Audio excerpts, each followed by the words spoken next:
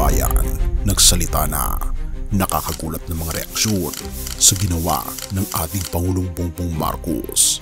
Grabe, first time kasi itong mangyari. Halika, atin itong pag-usapan mga kaibigan. Lubos ang pasasalamat ng mga Cebuano kay Pangulong Ferdinand R. Marcos Jr. sa programang 20 pesos kada kilong bigas. Tuwang-tuwa ang mga residente sa Cebu sa pagbili ng 20 pesos per kilo na bigas at iba pang produktong ibinebenta sa kadiwa ng Pangulo sa Cebu Provincial Capital. Sa lalawigan ng Cebu, marami ho ang nag-abang para sila'y makabili ng 20 pesos na kada kilo ng bigas na ngayon po sinimulan ang pagpapatupad. Tinagsa ng napakaraming mga Cebuanos ang unang araw ng paglulunsad ng 20 pesos bawat kilo na halaga ng bigas dito sa lalawigan ng Cebu. Hindi maitago ng mga kapatid nating Cebuano ang pagsasakatuparan ng 20 pesos per kilo na bigas na programa ni Pangulong Ferdinand Marcos Jr. na inilunsad ngayong araw dito sa Cebu Provincial Capital. Sana tuloy-tuloy na itong 20 kilo. Mr. President, ang pangako mo ay binigay mo sa Visayas. Thank you very much. Gusto kong bumili ng bigas na 20 pesos per kilo. Kasi ngayon, alam mo na ngayon, panahon, mahal din na ang mga bilihin. Malaki na itong may tutulong sa pamilya ko. Salamat kami ni BBM na ito na, nangyari na yung pangako niya. Humot ka ayon ang bugas, tag 20 tara Dilipik. Nam lagi bato. Way bato oy.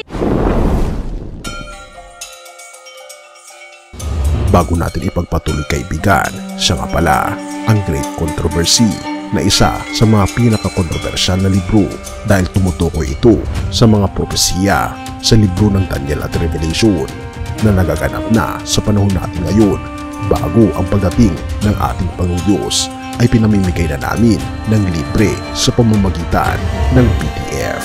At ito ay nasa limited lamang na panahon, kaya i-click mo sa description sa baba upang ma-avail mo kaibigan ang napaka-importanteng libro ito na magbubukas sa iyo sa mas maliwanag mong hinaharap.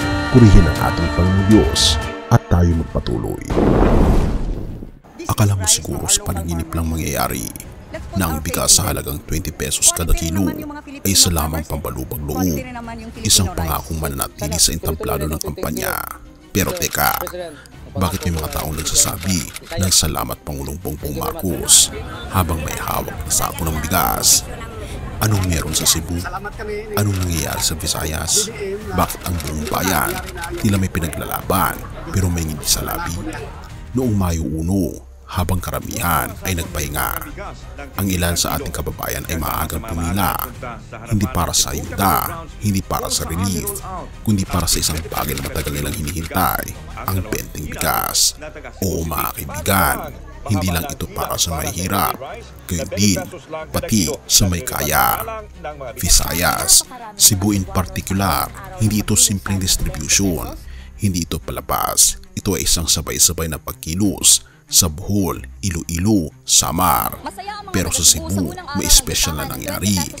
Dumating mismo si Agriculture Secretary Francisco Chu Laurel Jr. Seremonyal, historical, totoo. 20 pesos ito, bulalas ni Aling Leti Romero, isang senior citizen na matagal nang nagtitipid, samantalang nasa 48 pesos sa palengke. At si Gina Manjuya, may kapansanan sa kaliwang paa, pero hindi ito naging hadlang para siya ang unang makakuha ng murang bigas. Malaking tulong ito para sa pamilya ko, sabi niya. Hindi siya nag-iisa. Sa likod ng bawat kilong bigas, may kwento, may paghihirap, may pag-asa, may taong tunay na nagdarasal ng pagbabago. Pero hindi ito basta-basta. May mga nagsasabing, baka naman hindi quality yan. Baka NFA rice lang yan, mabaho, maputik, puro durog. Pero teka, sinugot ito mismo ni Governor Gwen Garcia. This rice from our Filipino farmers. Quality ito, quality ang Filipino rice. At ang lalong nakakagulat, hindi libre ang bigas, ibinenta, pero sa presyong 20. Kaya hindi masasabing pamumulitika, walang tinutulungan na kandidato, walang campaign track. Kaya ito ay makatarungan, legal at makatao. Kaya naman, nagkaisa ang national at provincial government. Ang kalahating subsidy ay sagot ng probinsya. Ang kalahati ay mula sa national government. May memorandum of understanding. May 11,000 na sako ng bigas. May weekly limit 10 kilos bawat tao. Target, indigents. Hindi lahat, pero sino mang higit na nangangailangan. Therefore, ito ay hindi pangako lang, hindi pang MTV lang, ito ay aktwal na solusyon. Hindi lang ang bigas ang naging mas abot kaya, pati ang puso ng taong bayan ay lumambot. Basahin natin ang mga comment patungo sa ating Pangulo. Daghang salamat PBBM. Mabuhay po kayo PBBM. Ingatan nawa kayo ng Diyos palagi. Maraming salamat mahal na Pangulo. Patnubayan ka ng Panginoong Jesus. Thank you sir, hanggang matapos termino mo, nakasuporta kami. Masaya ako kahit hindi ako mag-avail. Nagpapasalamat ako sa gobyerno at kay PBBM. Ito na yata ang pinakamalambot na mensahe ng suporta na galing sa ating mga kababayan na kahit ang mga matitigas ang puso ay talaga namang mapapalambot dahil sa benepisyong hatid ng 20 pesos kada kilo ng bigas mula sa ating gobyerno. Naalala mo nung sinabi mo, imposible ang 20 pesos kada kilo na baka sa pelikula lang yan? Well, habang pinapanood natin ito, may isang lola sa Cebu nakangiti habang binubuhat ang murang bigas. May isang tatay sa Samar lumuluha habang sinusukat kung gaano karami pa ang matitipid niya ngayong buwan. At may isang sambayanan na hindi mo inaasahang magsasalita, pero ngayon nagsalita na. Salamat, Pangulong Bongbong Marcos. Purihin ang ating Panginoon Diyos. At salamat sa ating Panginoon Diyos. Ecclesiastes 3:13.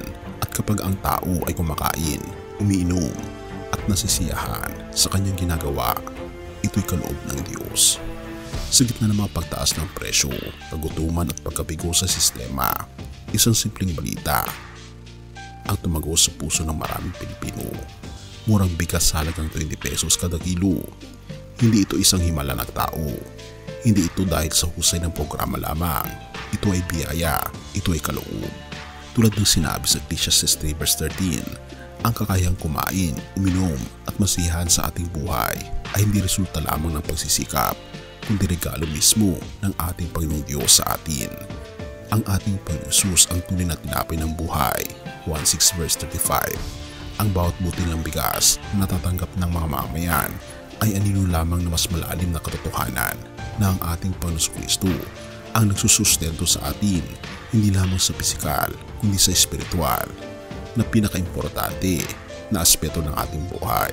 Ang ating Panginoong Diyos ang nagbubukas ng mga pintuan ng tulong sa panahon ng tagutom. Ginagamit niya ang gobyerno, mga lider at maging ang mga simpleng mamamayan upang hihatid ang kanyang habag. Pero mas mahalaga pa sa murang bigas ay ang pagkilala natin sa ating Panginoon Jesus, ang tanging nagbibigay ng kaganapan sa ating buhay. Ang bawat pasasalamat ng masa ay isang pagnilay na tunay ang ating Panginoon Diyos. At hindi niya tayo papabayaan magpakailanman. Purihin ang ating Panginoon Diyos at tayong manalangin. Ama naming Diyos na makapangyarihan sa lahat, salamat po sa bayayang nakikita at di nakikita. Salamat po sa murang bigas, ngunit higit sa lahat, salamat po sa iyong habag at pagkakaloob ng buhay na walang hanggan. Salamat po sa aming Panginoong Jesus na siya pong nabayubay sa krus upang kami ay magkaroon ng maayos na buhay mula ngayon hanggang magpakailanman. Ikaw ang aming tunay na tinapay ng buhay. O aming Panginoong Diyos, turuan niyo po kaming lagi magtiwala, maging mapagkumbaba at magpasalamat sa konti man o marami. Sapagkat alam po namin na sa amin ang lahat dahil sa aming Panginoon Kristo. Pinupuri po namin kayo at pinapasalamatan o aming Panginoon Diyos sa inyo pong kabutihan sa amin. At salamat sa paglinig ng aming mga panalangin at patawarin po kami sa lahat ng aming pagkukulang at pagkakasala sapagkat ito sa amot hiling sa matamis na pangalan ng aming Panginoon Jesus. Amen.